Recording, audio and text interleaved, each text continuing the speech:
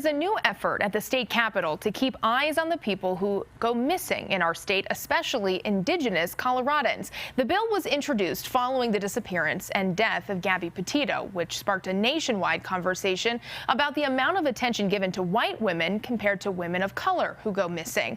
Tori Mason joining us now with more on what this bill could mean tonight. Tori? Well, Kelly, there are hundreds of missing people in Colorado, but the data is so inconsistent, it's hard to know how many Indigenous people are missing. This bill hopes to change that. It's frustrating, and I would also say, though, it's also hurtful because you want people to care. Raven Payment is an Indigenous woman who knows missing Indigenous people.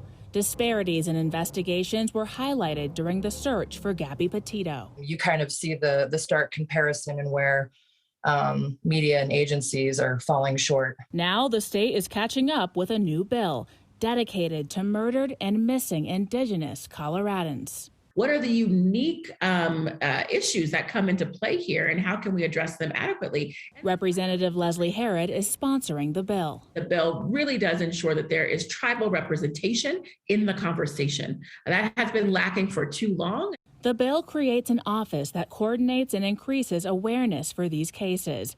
It also establishes an alert system for missing Indigenous people. The training on the interagency coordination, who should I be consulting with when it comes to investigating and finding our missing relatives? According to the CBI, there are over a dozen Indigenous families missing loved ones. It's never too soon to try to bring justice to our relatives.